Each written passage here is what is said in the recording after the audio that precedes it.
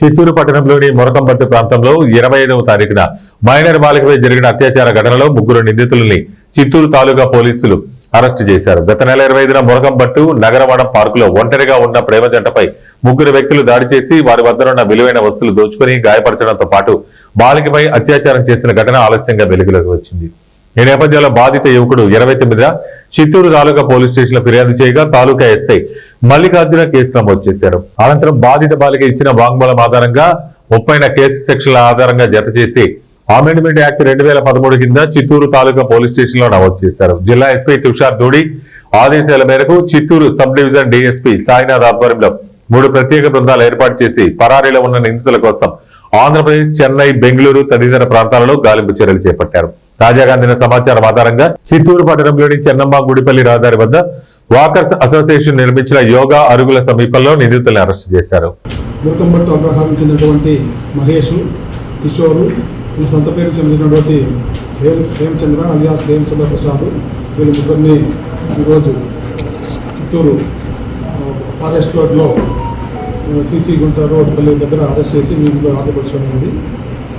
వీరి యొక్క నేర ప్రవృత్తి నేపథ్యం ఏమంటే, ఎక్కడైనా అమ్మాయిలు ప్రేమ జంట ఒంటరిగా కనిపిస్తే వాళ్ళు వెంటపడము, వాళ్ళ ఫోటోలు తీసుకోవడం, వాళ్ళ వీడియోలు తీసుకోవడం, వాళ్ళు గోప్యతగా ఉన్నటువంటి వీడియోలు తీసుకోవడం, వాటి ఆధారంగా వాళ్ళని బెదిరించడము, వాళ్ళతో ఏదైనా నగలు లాక్కోవడము, అవసరమైతే వాళ్ళని సెక్సువల్గా దోపిడీ చేయడము, ఇది వీరి యొక్క నేర ప్రవృత్తి. ఆ విధంగానే పోయిన నెల 25వ తారీఖున ఒక ప్రజెంట్ మన నగరం పార్కులో పెనుమూరు క్రాస్ నగర పార్కులో వాళ్ళు కాలక్షేపం కోసం వెళ్ళింటే వీరు ఆ సమయానికి అక్కడికి వెళ్ళి వాళ్ళిద్దరూ ఒంటరిగా ఉన్నది గమనించి 1 PM మహేష్ అనే అతను వాళ్ళ దగ్గరికి వీడియో తీసుకుంటే దగ్గరికి వెళ్తాడు. వాడి ఇంట కిషోరు, హేమచంద్ర ప్రసాద్ వెళ్తారు. తర్వాత వాళ్ళు తత్వం బెదిరించి దగ్గర నుండి ఒక మైనర్ చైన్ లాక్కుంటారు. తర్వాత ఒకరు హేమచంద్ర ఆ అబ్బాయిని డిటైన్ చేస్తాడు. మహేష్, కిషోర్ ఆ అమ్మాయిని దగ్గరలో ఉన్నటువంటి చెత్తపొదల్లోకి తీసుకెళ్ళి ఒకరి తర్వాత ఒకరు రేప్ చేస్తారు. మళ్ళా హేమచంద్రని మళ్ళా పోయి అతను కూడా రేప్ చేస్తాడు. ఇది తర్వాత అయిపోయిన తర్వాత ఆ అమ్మాయిని రిలీజ్ చేస్తారు.